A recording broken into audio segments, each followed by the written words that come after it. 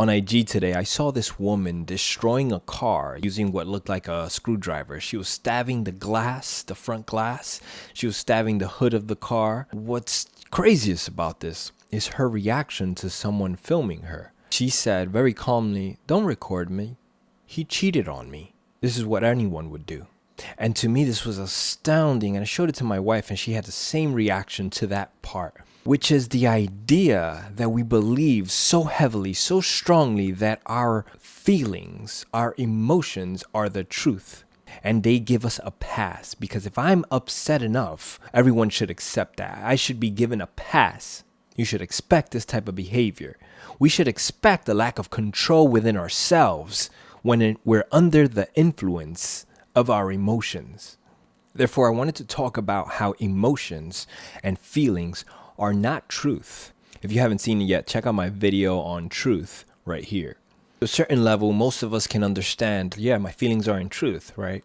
Until we're in the moment, in the feeling itself, and we're like, no, this is truth. So let's talk a little bit about what feelings are. And the way we define it at Vida Project is a feeling is emotion combined with thinking, right? So the thought process that's based off of my experiences, that's based off the stories, that's based off my descriptions, that's based off my reality of how I perceive the world, combine that to the emotions that you're experiencing. So the emotions that you're experiencing are energy in motion within your body. This comes from physiology, sensations that you're perceiving that are happening in your body. So if my heart rate starts racing, this is part of an emotion, a small part of an emotion, because that heart racing and my skin sweating and my stomach churning can mean I'm nervous.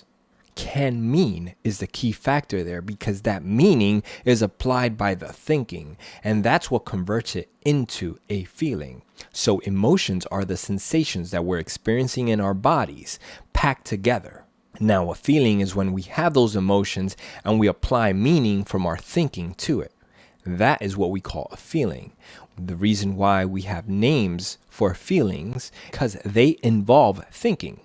So if I'm feeling anxious, I'm putting a label, a meaning to the sensations that I'm feeling in my body.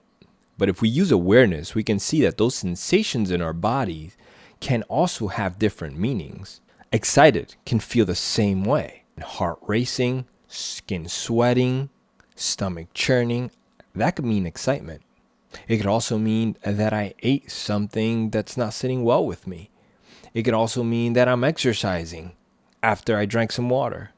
So the context of our experience that we're interpreting with our mind changes the label. If these sensations in our body are happening and our brain is interpreting these sensations based off the context of the reality we're facing, then why isn't that truth? Many times in an argument or in a conversation, we'll talk about my truth.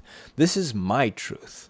And there's a fallacy there, because truth, by definition, means that something cannot be disputed. It is truth beyond all reasonable doubt. So we can't have my truth versus your truth. That can't exist based off of the definition of truth. I think what we confuse many times is validity. Your perspective is valid. Their perspective is also valid. This may sound like an unimportant nuance, but in fact, there's a lot of power in understanding that subtle difference. You see, validity leads with curiosity. Recognizing that your emotions and your feelings and your interpretations are valid, and also leaving the space to accept that someone else's emotions, feelings, and interpretations are also valid. And we can become curious to understand their perspective, as opposed to the statement of my truth that we become protective over, meaning that curiosity is going to fade a lot faster. We're not interested in understanding their truth because we have already affirmed our truth. And that's where it all ends, where when we're looking at validity, we're seeking to understand each other. My truth may sound open, but it's under the guise of protecting our attachment to our perspective, while avoiding conflict or truly opening our minds to the possibilities.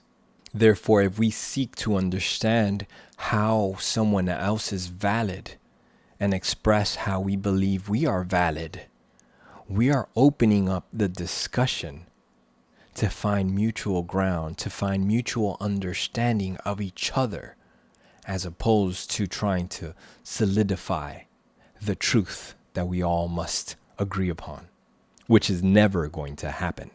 Again, watch my video on truth.